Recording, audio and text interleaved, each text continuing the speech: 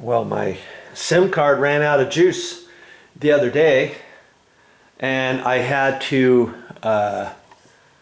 download all that stuff, and now I'm okay. See, there's the one that I installed. I was just getting done installing this here, tightening that up. Then I had to put those on, and it's real easy to do. There's just some little Allen wrench type little set screws that you tighten up. And check it out. Let's hit this. Remember, this is a single pole light switch, and I told you it would probably turn on both of those at the same time. You only need a single pole light switch for that. Okay, look at that. Okay, there you go. I think those turned out really good. Okay, and what am I going to talk about today? Look at this. I even went ahead and installed this one over here. How's that look? It kind of looks good right there. That looks a little bit better. See how it gives off light like that? Look at that. That's nice. And see, that one was tied in to the one that went down the hall, went down the stairwell. And see, I just used that round one like that, and it was kind of, the light was coming out at the tip on both ends. So when you walk down the stairs, this light was shining right at you, or walking up the stairs. And before I thought about putting the dimmer, I put some duct tape on the end of it. I put 2 layers of duct tape. Look at this. And then I trimmed it off, and I did that on both ends. And you know, I was going to put duct tape on the end of this and up on the top, especially over here. I could have done that, but I'm pretty sure that these will dim if I change out this light switch. So that's what my project is today. I'm going to take this out, and remember, I had a dimmer switch in this room that I'm not using now. Oh, the lights. We'll just get some light in here, huh? Okay, here's my dimmer switch I'm going to use. This is a single pole dimmer switch because I'm not using it for the ceiling fan, because there used to be a light fixture there for the dimmer, and I changed, and this is the power switch now for the ceiling fan. That's off, that's on. And then there's a little remote control here to turn the fan on, turn the light on, and all that good stuff. Okay. And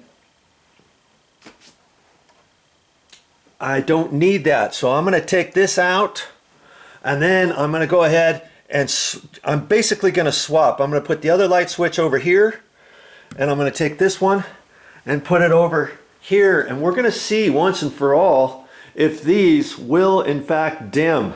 I'm pretty sure they will, and if they do, then that's going to be a good thing. Then I won't have to put any masking tape on the ends, because these wall sconces are supposed to be for you know, ambiance type light, not as much light as they're putting off. And if the dimmer works, then guess what?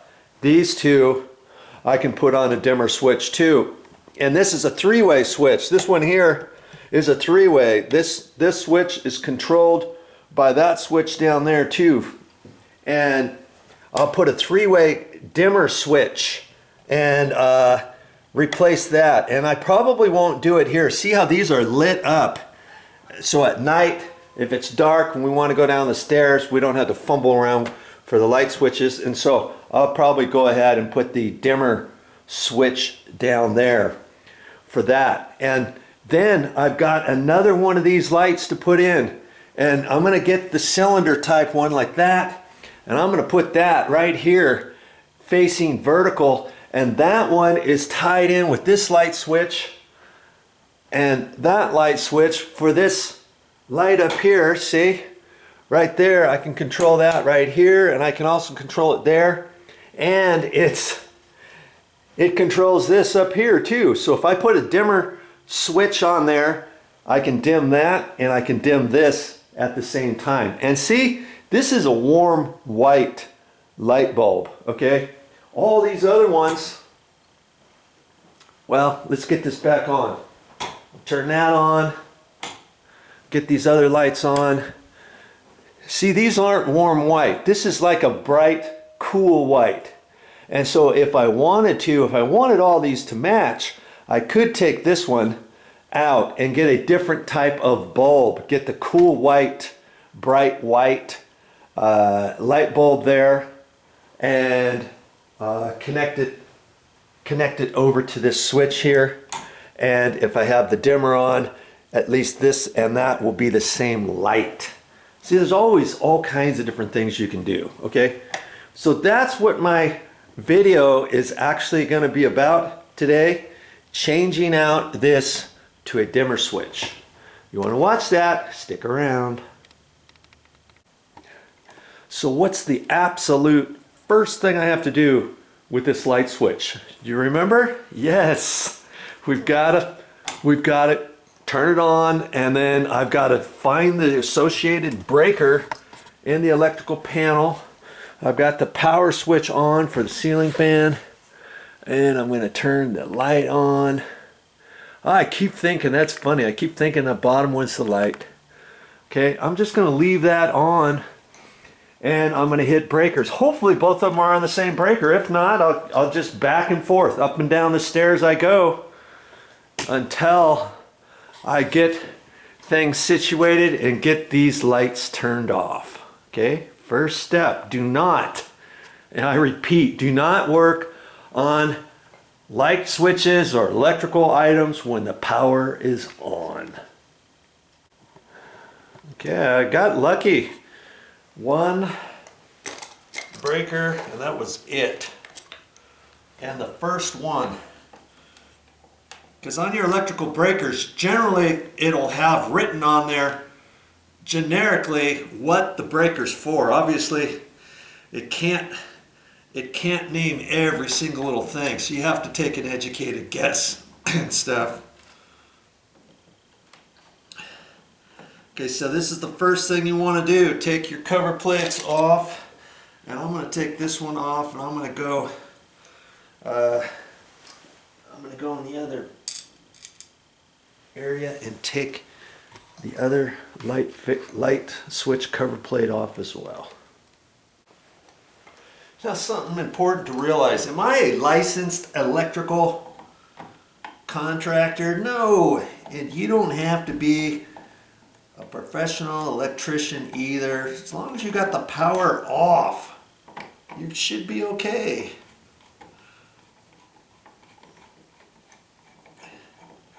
The mounting screws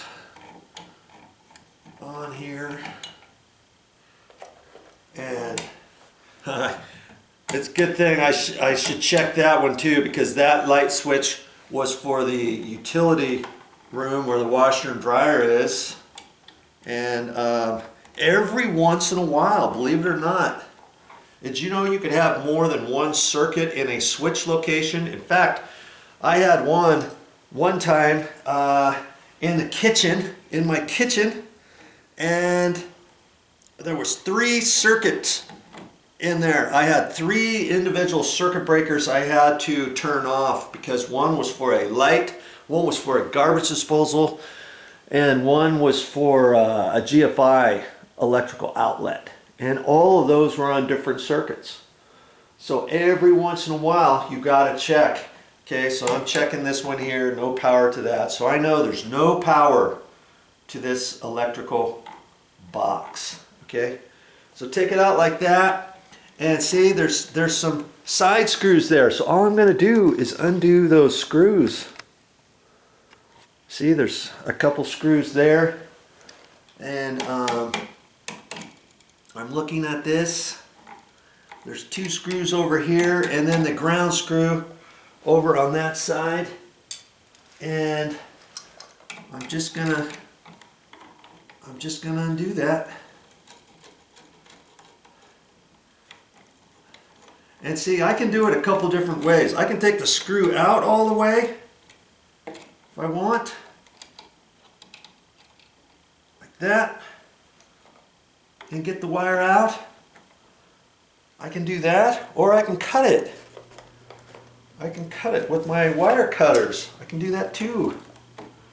Because see, these wires stick out plenty far, and so I'm gonna cut these ends. Okay. And my ground wire is plenty long. I'm gonna go ahead and cut that too.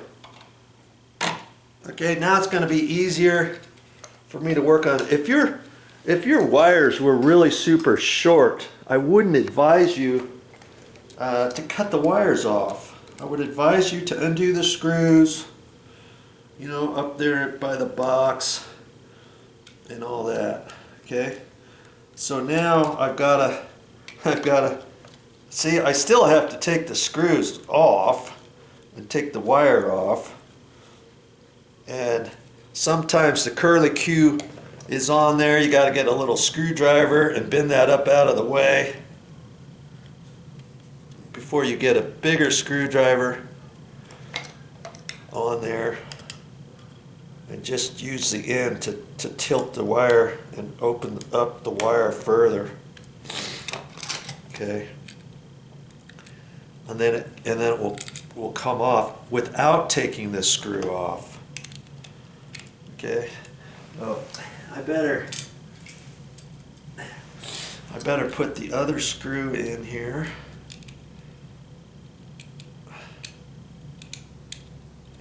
And this one, I'm not necessarily gonna hook it all up in the other room, and I'll explain that to you when we get there.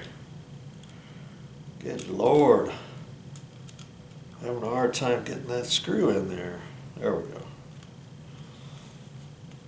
Because you remember on the other one, if you were watching, I don't know if you were watching me install that ceiling fan or not in this room, but that ceiling fan, the wiring used to be different. There used to be a light fixture up here, and the light fixture was controlled by this dimmer switch. Well, and then this one was controlled for a red wire that was above where the light fixture was, in case somebody were going to install a ceiling fan there from years ago. Rather than a light fixture, they would have hooked it up and hooked up the ceiling fan to a standard switch here and a standard switch here. This one would have activated the light kit on the ceiling fan, and this one would have been the power for the light for the ceiling fan. Well, since they didn't install a ceiling fan, they decided to put a dimmer switch here and make this the main power for the ceiling fan. For the light fixture. They made this the main power for the light fixture, and they put a dimmer switch. Well, now 15 years later, I decided to install, I took the light fixture down because I painted the ceiling, and then we decided let's put a ceiling fan up there, so we have a ceiling fan in this room and a light. And they tell you not to put it on a regular light dimmer switch. And so I thought, how can I do that? So we had the red wire that was still up there for the light kit, so I used that power, and now this is the power switch right here for the ceiling fan. And the ceiling fan, you never have to mess with that. Just leave that on at all times. Okay, then you control everything with this handheld remote. So once I take this out, I can cap off the wires, and I could just screw this right in there. And not even have it hooked up, because right now nothing is happening to this right now. The main black power wire that's up there, we put a wire nut up there, electrical tape over that, shove that up in the ceiling. We're not even using that. Okay, so when I take that out, I don't even have to hook this one back up, do I? Okay, so now I've got to take this apart. Okay, you with me so far? Stick around.